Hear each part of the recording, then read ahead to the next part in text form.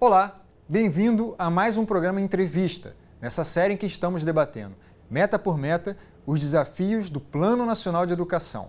E hoje vamos tratar da meta 7, que fala do aprendizado na idade certa. Para isso, nosso entrevistado é o professor Reinaldo Fernandes, da Faculdade de Economia e Administração e Contabilidade da USP. Vamos ouvir a meta. Fomentar a qualidade da educação básica em todas as etapas e modalidades, com melhoria do fluxo escolar e da aprendizagem, de modo a atingir as metas nacionais para o IDEB.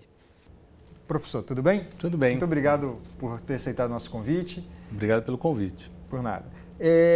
Quando vocês... Bem, o senhor esteve no INEP, quando inclusive foram formuladas essas metas, né? Quando foi criado o IDEB, fez parte ali da equipe do ministro Fernando Haddad. Verdade. Quando vocês estipularam essas metas, vocês previram uma trajetória de que iria haver uma melhoria nos anos iniciais, o que houve, mas em algum momento vocês achavam que essa melhoria já estaria chegando no ensino médio. E agora, em 2015, nós estamos numa fase em que, pela previsão das metas, essas metas deviam estar acelerando. Ou seja, agora é a hora que a gente achava que estaríamos com o pé no acelerador. Como que, olhando agora, depois desse tempo todo, como vocês reavaliariam essas metas? O que frustrou e o que andou como planejado ou mais do que o esperado? Bem, eu acho importante que as metas tinham um objetivo claro, atingir a média dos países da OCDE. Evidentemente, nós temos, ninguém da OCDE faz a prova Brasil, mas a gente tinha o PISA e com base nisso simulou-se mais ou menos qual seria a nota correspondente na prova Brasil que daria a média do PISA. Então, foi colocado 2021 para ser publicado em 2022, tá certo? Era claro que as metas eram apertadas, eram metas bastante rígidas, bastante difíceis. Eram as metas chegar ao nível 6 até 2021, Isso. No início do ensino fundamental. Exatamente. 5,5 nos anos finais e 5,2 no ensino médio até 2021. Isso. Então, essa era a ideia. E a gente esperava, como aconteceu, que até como outros países acontece quando você faz sistema de metas, um crescimento mais rápido no início. As metas foram sendo atingidas e quando as primeiras metas foram atingidas, logo se falou que as metas estavam fáceis. Eu sempre disse, as metas não são fáceis, tá certo? Então, olhando hoje, o que eu acho que está aquém do que seria o quadro ideal? Primeiro, a gente esperava um crescimento inicial nas séries iniciais, o que de fato ocorreu, até maior do que eu esperava. Evidentemente, a gente esperava que uma onda de 4 anos posterior, isso aconteceria na segunda fase do ensino fundamental, 3 anos mais tarde no ensino médio. Essa segunda onda que não está correndo tão bem, ou seja, o grande ganho que nós tivemos inicialmente nas 5º ano ou 4ª série antiga, não se deu da mesma intensidade na 8ª série, 4 anos depois, e nem agora no ensino médio, 7 anos depois. E o que explica isso? Por quê? Então, essa é a primeira dificuldade. A gente tentar entender o quê. E a segunda é que mesmo na 4ª série, 5º ano, começa a ter dificuldade dos crescimentos a partir do 2015. Isso, de alguma forma, era esperado. Em relação à primeira, quando a gente olha as avaliações, também não é tão surpreendente. Ou seja, cresce mais, a escala vai crescendo mais nas séries iniciais, e depois menos nas séries finais. Isso também acontece nos Estados Unidos. Ou seja, da primeira série deles para a segunda, cresce bastante, e lá começa a crescer muito pouco nas séries finais. Tá certo? Nessas matérias, matemática e leitura, no caso deles inglês, no nosso português. Então a gente precisa tentar entender alguma coisa aí. Ou seja, por que isso não ocorre, esse aumento não vai. Pode ser uma questão um pouco da escola e pode ser também que você teve uma melhora nas questões mais de leitura, as 4 operações, aritmética básica, e tem sido mais difícil, é mais complexo, mais difícil levar isso nas séries mais avançadas, em final, no ensino médio. E ao final do ensino médio, assim, a gente está falando focando muito no ensino médio, né, como principal, o que mais preocupa, e de fato é onde os indicadores são piores, mas a gente já vê que, olhando ali para os indicadores dos anos finais do ensino fundamental, essa piora que se reflete no ensino médio já começa ali nos anos iniciais, nos anos finais do ensino fundamental. Que estratégias, até no âmbito do Plano Nacional de Educação, o senhor considera importante da gente traçar, atingir, prestar atenção para que se corrija já a partir do segundo ciclo? Não é que há uma piora, o crescimento é mais lento, né? Tem aumentado, o crescimento é mais lento. Então nós temos que entender alguma coisa.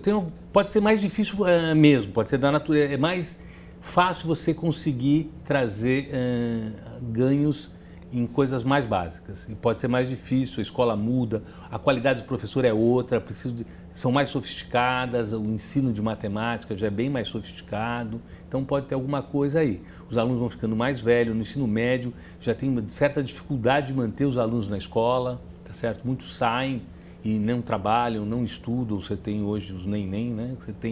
Então você começa a ficar muito mais complexa a questão, ou seja, aquela ideia que se tinha que você dá uma fase inicial e depois por si só a coisa vai melhorando porque eles entram melhor, não tem se verificado.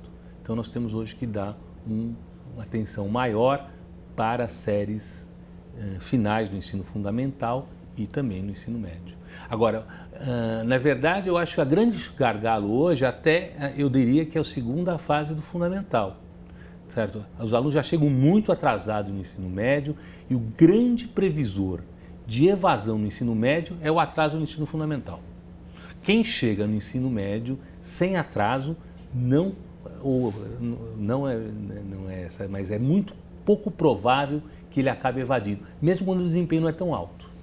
Então, o grande elemento de evasão hoje é o desempenho, o atraso escolar ocorrido no ensino fundamental. Eu acho que é aí que eu anteciparia. Todo mundo fala que o ensino médio é o grande problema. Eu anteciparia. Eu acho que nós demos um salto na primeira fase fundamental e hoje eu centraria fogo nessa segunda fase do fundamental, que eu acho que na verdade é o gargalo.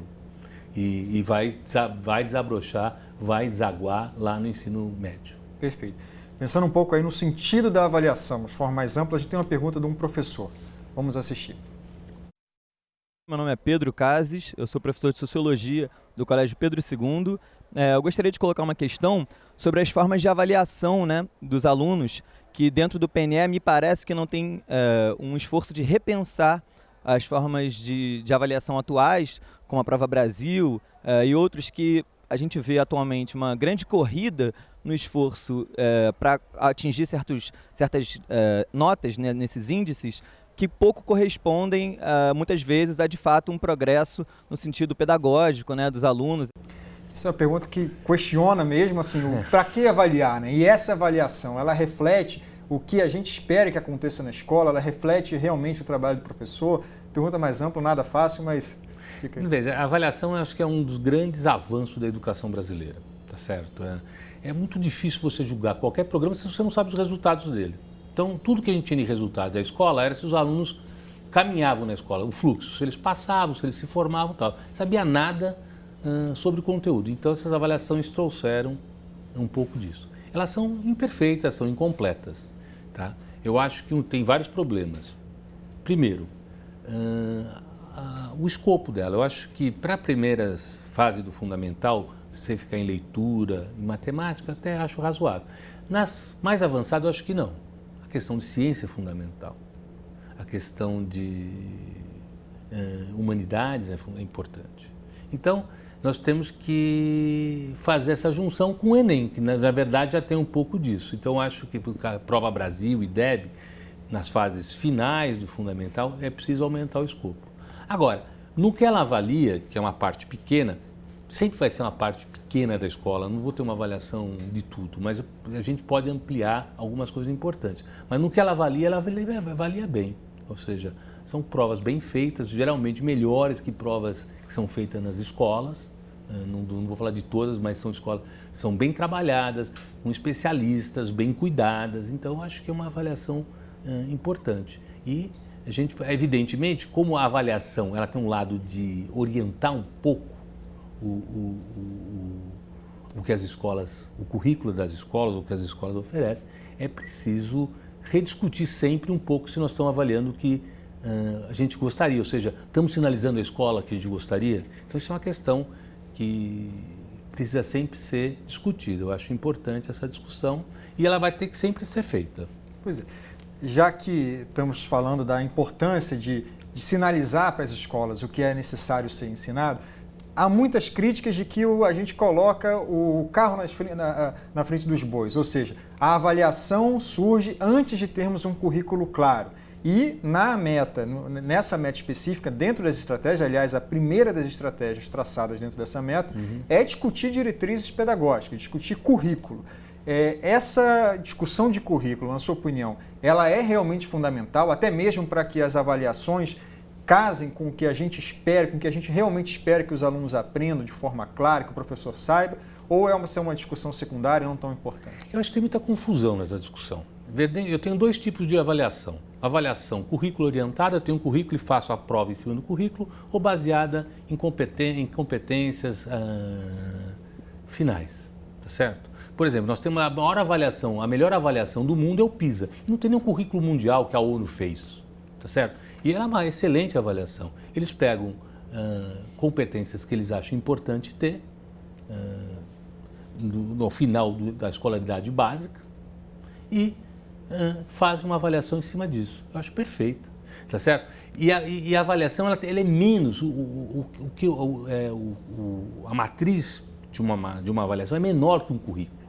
Tá? Então é menos consenso, certo? É mais fácil chegar no consenso do que a gente quer ao final do que a discussão de currículo. Então, na verdade, essa ideia que só posso fazer avaliação depois do currículo, ela não é necessariamente verdadeira, não é assim no Brasil, não é assim em vários lugares do mundo e não é assim no PISA, que eu acho a maior avaliação e talvez a melhor avaliação do que eu conheço. Ela é fantástica e não tem um currículo mundial e nem tem sentido tê-lo. Agora, o que tem acontecido é que muitos países, inclusive a Suécia, usam o PISA para discutir seus currículos. Então, se a gente fizer essa discussão de trás para frente, eu preferiria esse caminho. Eu acho até melhor depois discutir o currículo a partir do que nós chegamos às competências, habilidades, conhecimentos que são importantes ao final do ciclo escolar, no final do ensino médio. A gente pode voltar um pouco para trás para chegar lá, como essas competências e habilidades no final do ensino fundamental, assim por diante. É muito mais fácil, tem menos coisa para se acordar. Depois disso, vamos discutir currículo. Eu faria o inverso. Essa discussão que está se colocando hoje, eu acho até válida, mas também não podemos exagerar. Só posso fazer a avaliação se eu tiver currículo, e se não tiver currículo, tudo está perdido. Na verdade, nós já tivemos currículos bastante centralizados, a educação não era boa por causa disso, na educação superior nós temos, e ela não é boa por causa disso. Tá certo? Então, acho que tem um certo exagero na questão da discussão de currículo. Eu acho importante, mas às vezes aparece como se fosse a coisa que vai resolver tudo. Eu acho que não é esse o problema que é da educação. Obrigado, professor. Obrigado a você que nos assistiu e voltamos com mais um programa Entrevista nesta série que debate o Plano Nacional de Educação, meta por meta. A gente se vê.